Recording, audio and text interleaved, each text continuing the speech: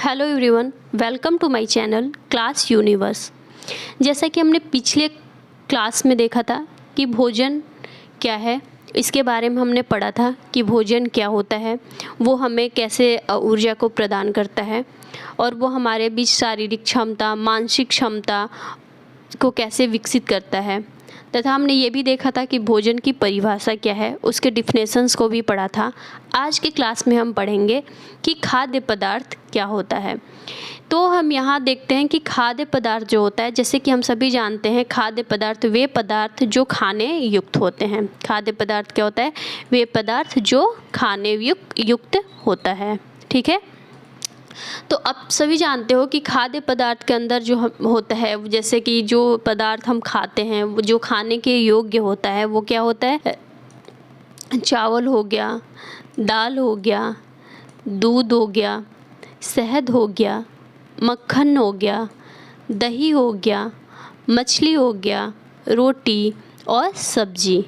तो आप सभी अपने घरों में खाद्य पदार्थ के तौर पे इन सारी चीज़ों का सेवन करते हो। ठीक है। तो ये सारी चीज़ें जो हैं, इससे हमें क्या मिलता है? इससे हमें हमारे शरीर को ऊर्जा प्रदान करता है, इससे हमारे शरीर को वसा मिलता है, इससे हमारे शरीर को प्रोटीन मिलती है। तो ये सारे जो खाद्य पदार्थ है, ये हमारे शरीर को स्वस्थ एवं शक्तिशाली बनाए रखने में मदद करता है और ये हमें मानसिक और शारीरिक तौर पे हमें मजबूती को प्रदान करते हैं। नेक्स्ट टॉपिक हमारा है कि विभिन्न प्रकार की खाद्य पदार्थों में क्या होता है। ठीक है। जैसे कह सकते हैं कि जो अलग अलग प्रकार के जो हम भोजन खाते हैं उससे हमें क्या मिलता है। ठीक है। कौन से पोषक तत्व हमें उस भोजन से मिलता है। जैसे कि चावल में हमें कौन से पोषक तत्व मिलते हैं, दाल खाने से हमें कौन सी पोषक तत्व मिलती है, मछली खाने से हमें कौन से पोषक तत्व मिलते हैं। तो ये सारी चीज़ों के बारे में हम डिस्कस करेंगे।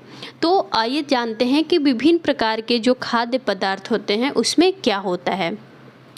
हमारे भोजन में मुख्य पोषक तत्व हैं जिसके नाम अलग अलग हैं। ठीक है। हमारे भोजन में मुख्य पोषक तत्व होते हैं जिसके नाम हमारे अलग अलग होते हैं। जैसे कि कार्बोहाइड्रेट हो गया, वसा हो गया, विटामिन हो गया तथा खनिज लवण हो गए। तो हमारे भोजन में जो मुख्य पोषक तत्व होते हैं उसको अनेक नामों से जानते हैं। उसमें हम कार्बोहाइड्रेट, प्रोटीन, वसा, विटामिन, खनिज लवण हैं। इनके अतिरिक्त भोजन में आहारी रेशे तथा जल की भी आवश्यकता होती है, यानी कि जल भी शामिल है। जो हमारा भोजन है उसमें हम क्या करते हैं कि खाना तो हम खाते ही हैं, भोजन तो हम खाते ही हैं, उसके साथ साथ हम पानी को भी पीते हैं, यानी कि उसके साथ साथ हम जल भी ग्रहण करते हैं। यह भोजन हमारे शरीर के लिए जितनी आवश्यकता है उतना ही आवश्यकता हमारे शरीर को जल का भी आवश्यकता है। ठीक है। तो कार्बोहाइड्रेट तथा वसा जो होता है वो हमारे शरीर को मुख्य रूप से ऊर्जा प्रदान करती है, यानी कि जो कार्बोहाइड्रेट तथा वसा है वो हमारे शरीर को क्या प्रदान करती है? कार्बोहाइड्रेट तथा वसा है वो हमारे शरीर को ऊर्जा प्रदान करती है। प्रोटीन तथा खनिज लवण की आवश्यकता हमारे शरीर की वृद्धि तथा अनुरक्षण के लिए आवश्यक होता है।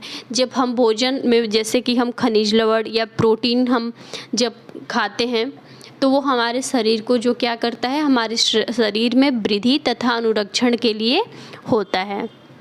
जो भोजन के मुख्य पोषक तत्व हैं, वो क्या क्या हैं?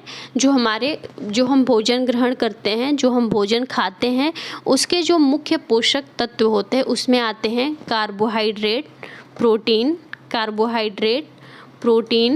वसा, विटामिन, खनिज लवण। इसके अलावा हमारी जो आहारी रेशे होते हैं और जल भी शामिल होते हैं। ठीक है। आहारी रेशे तथा जल भी शामिल होते हैं। तो हमने इस टॉपिक्स में डिस्कस किया कि विभिन्न प्रकार के खाद्य पदार्थों में क्या होता है।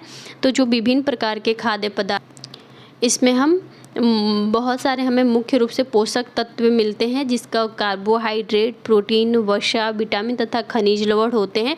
और इसके साथ साथ जल भी हमारे शरीर के लिए उतना ही आवश्यक होता है। जब हम प्रोटीन या खनिज लवण जो भी हम अपने शरीर के लिए ग्रहण करते हैं, खाते हैं, उससे वृद्धि हमारे शरीर में जो वृद्धि होती है वो या फिर उस हमारे शरीर को ऊर्जा प्रदान करते हैं।